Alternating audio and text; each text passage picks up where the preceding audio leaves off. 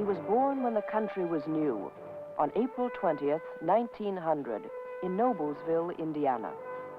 There were still frontiers then, and gaslight and horse-drawn carriages. As a child, his passion was the theater, vaudeville first, and then silent films. He came to New York at 19 to study design at Parsons School of Design, so that he could make clothes for his idols, the femme fatales of the silver screen. He was able to do that, but he accomplished much more. Before Norman Norell died on October 25th, 1972, he had raised the standard of dressmaking in this country to a high art.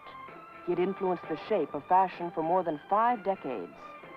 And he had established the fact that ready-to-wear clothes could technically be considered the equal of clothes made by the Paris couture. His own feeling for proportion and balance had helped raise the taste level of the American public and other American designers.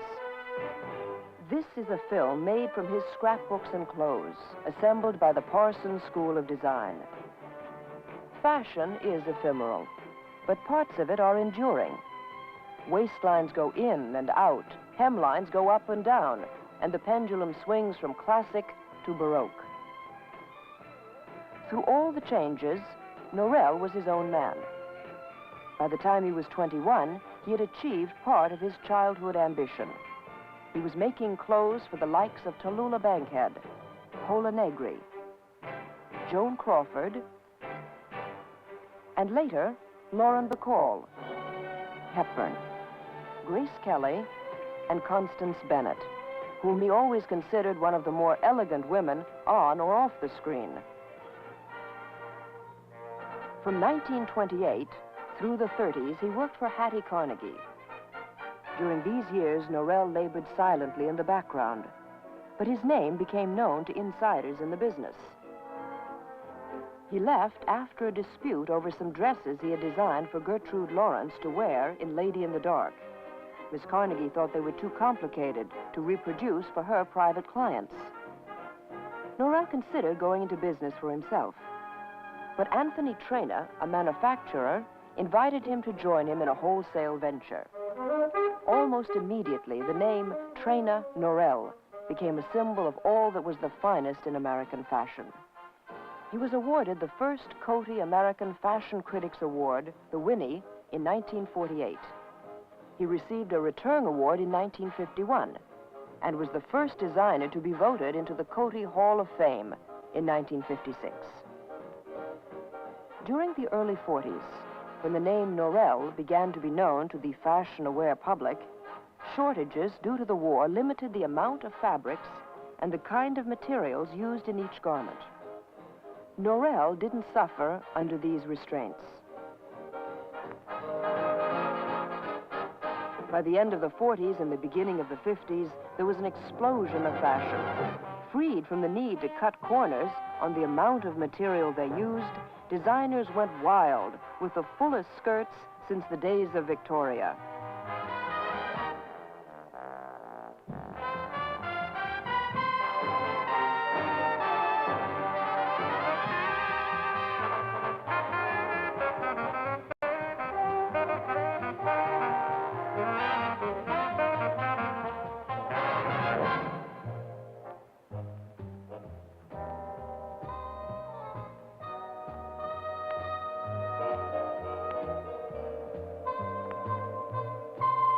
Early in his life, Norell had evolved one of his basic concepts for clothes. A woman can never dress too simply during the day, he said, nor could she be dressed too elaborately at night.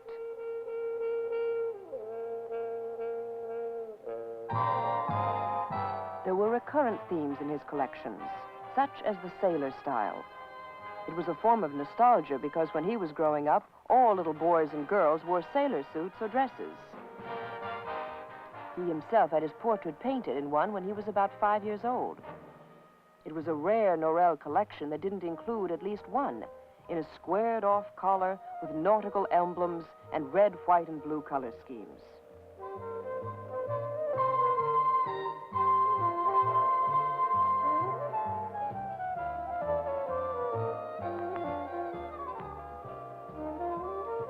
From the simple spectator dresses in the early 30s, he turned to elaborate ball gowns in his later years.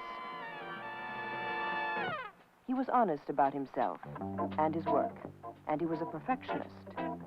Even his interlinings, which could not be seen, had to be of the best materials available in the world.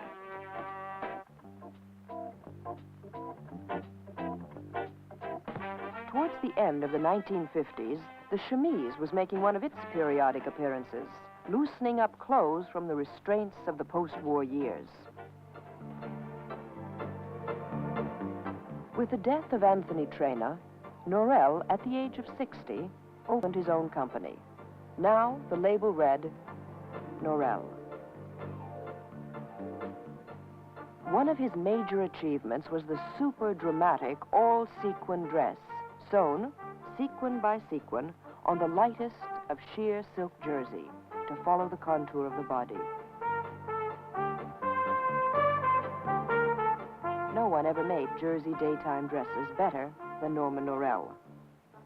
Women who wore them said they never felt so comfortable in anything else, and they kept them for years.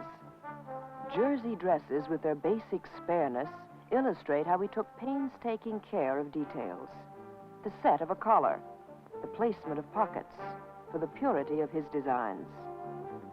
His arrangement of buttons is another example of his care for details. By meticulously graduated spacing, they appear to be placed at equal intervals. What was the source of his uncanny ability to anticipate where fashion was heading?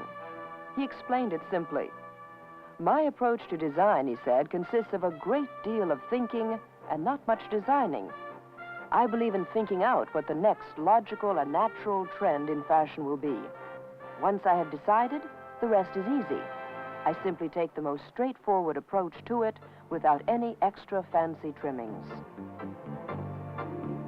In his first collection, he introduced culottes. They created a storm.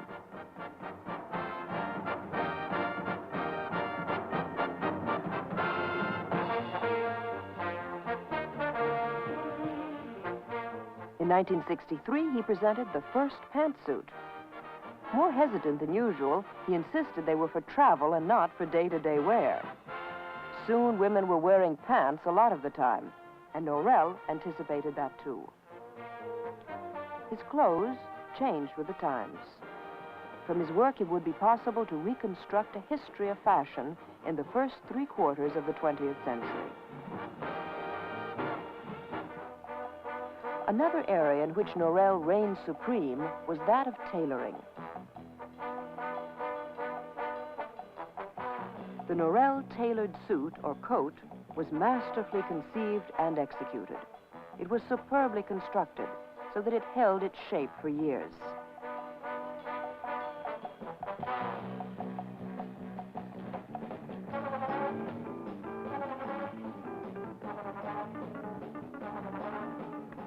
Norell often paired up overcoats and jersey dresses in the same or contrasting shades for a daytime costume that met his basic requirements for simplicity and taste. He never left much to chance. A Norell collection was carefully thought out. Design ideas often began with rough sketches made on a memo pad at his bedside. He would then search for the fabrics to carry out the designs he had roughed out, sometimes changing his concept to fit the fabrics he had discovered. A few days before the collection was to be presented, Norell would start sketching again. This time he used a large piece of plain brown paper mounted on a board. He would sketch for each model the style she would wear in the show, in the order in which she would wear them. Then he would pin swatches of the fabric to each sketch and note the accessories. There was no margin for error. His clothes were honest and direct.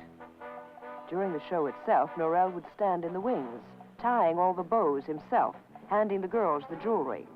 Afterwards, he would be shaken and trembling and have to be coaxed by the models to the doorway to take a tired bow. Always, there would be a standing ovation. He loved his work, and he worked frantically while doing a collection. Afterwards, he felt completely drained. "I'm left hanging like a chandelier," he once said. He was not a social being, and he was a modest man. His models, he often said, were his best friends. He ate lunch with them, usually at Schraff's, and they traveled with him to Europe. He valued their advice. Making clothes was his life, and he enjoyed it thoroughly. His friends say he would have made a great interior designer if he'd not been a dressmaker. His taste was so excellent. Sometimes he dreamed of being a doctor or a surgeon, but actually he was content with his lot. Norell was a simple man, with no illusions of grandeur. He rarely went to parties. He knew few of the women who wore his clothes, but he kept a keen eye on the social scene, and he knew his craft. Because of his dedication to his work and his search for perfection, he left something lasting to the world of fashion. The best clothes ever made.